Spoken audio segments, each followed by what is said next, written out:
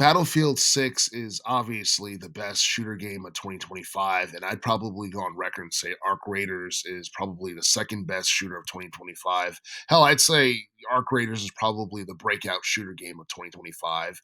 And the reason I say that is because there wasn't really much competition this year in the shooter genre to begin with.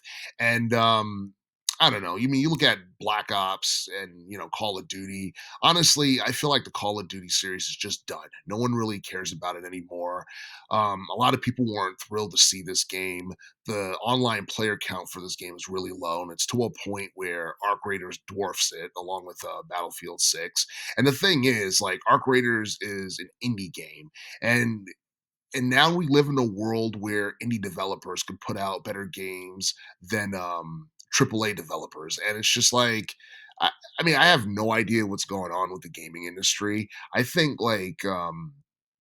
corporate greed is something that hurt a lot of AAA games for the most part.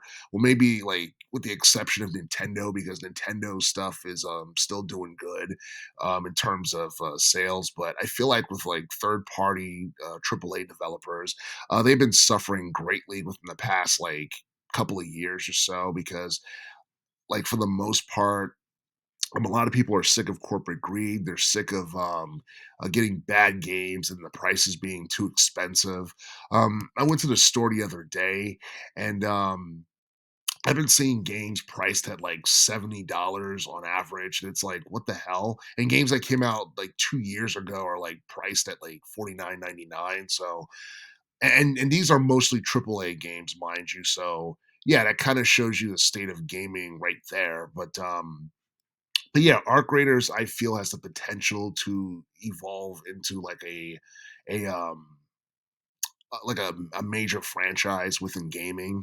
And the reason I say that is because you look at all the stuff there is to do in that game. You look at, I guess, like the design, the inspiration, the concept of Arc Raiders, and the fact that it kind of takes like to me, it's like if Fallout met Fortnite. That's kind of what this reminds me of because this game kind of seems like it seems like Fortnite for adults, and I think that's something that like adds to the appeal of the game itself. But but yeah, it's like Arc Raiders didn't really have much to go up against aside from really Battlefield because a lot of people aren't seeing Call of Duty as competition anymore. And I feel like it's one of those things where Activision may have to go back to doing remakes of old games because no one's looking forward to any of the newer games. And the crazy thing is, like, I think this is something that like Capcom has had this problem with like the Resident Evil series as well because even though like Resident Evil 7 was really good and people liked Village and stuff like that, a lot of people felt like the older titles were way more popular. They feel like after Resident Evil 4, like that's when the decline started, and I don't know. But at the same time, the Resident Evil IP is big enough to a point where whenever a new game is about to drop and there's trailers, people will check it out. Like Resident Evil 9 is supposed to be coming out next year, and I think like people are going to give it a shot since they're bringing back one of the older characters. But I don't know. I'm not exactly sure how well that game is going to do. But I'm talking about like Arc Raiders, and I'm talking about like how a lot of people just like the fact that it's something new, it's something fresh. One of the common criticisms about Arc Raiders is the fact that it's too generic, it's too bland, and I don't know. There's nothing about it um, that really like stands out from any other shooter game that you would see. But at the same time, it's not AI slop or it's not just like slop in general compared to what we got in like with Call of Duty. And Black Ops 6 in my opinion was a step up from the game from 2023, but at the same time like Black Ops 7 was somehow worse than Black Ops 6, and a lot of people were complaining about wokeness and all that other stuff. And there are some people who are hardcore fans of like Black Ops when they play the online multiplayer game mode. They're accustomed to hiding behind objects and stuff like that.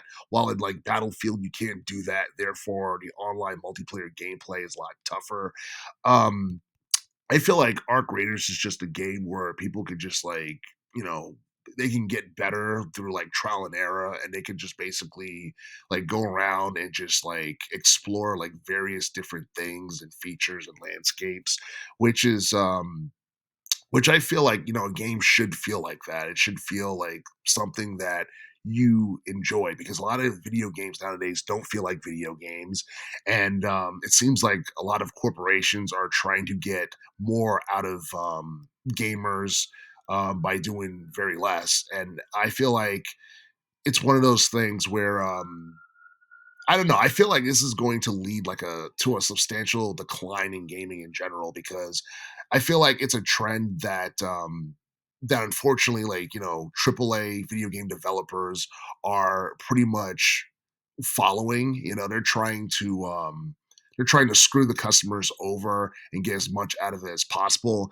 And I feel like it's one of those things where a lot of people are starting to put over indie game developers. I mean, look at the Game Awards. They named Claire Obscure Expedition 33 best video game of the year, and I think that's their way of trying to stick it to, I guess, giant corporations and AAA video game developers and all that stuff.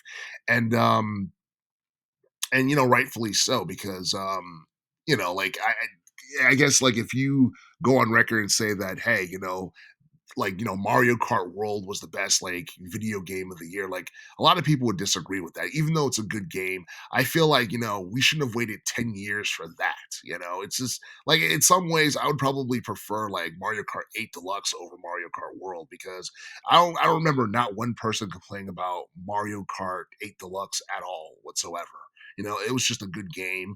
I feel like Mario Kart World, for the most part, was a decent game until they decided to mess with the online features and, make an unnecessary update that nobody really asked for. But I digress.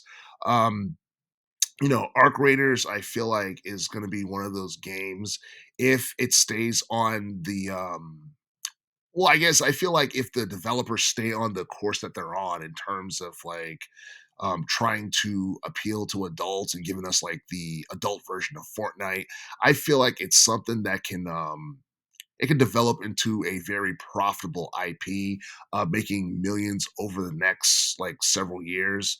But yeah, I mean, I don't know. I mean, I feel like we're at a point where Battlefield is starting to become the number one IP in relation to the shooter genre. I feel like Battlefield has taken over a Call of Duty spot at this point, and I honestly feel like oversaturation is not going to be an issue with Battlefield, because we don't get a Battlefield game every single year. We get one every couple of years, and I feel like that's exactly what Activision should have done with Call of Duty, but it's too late. We've gotten too many games.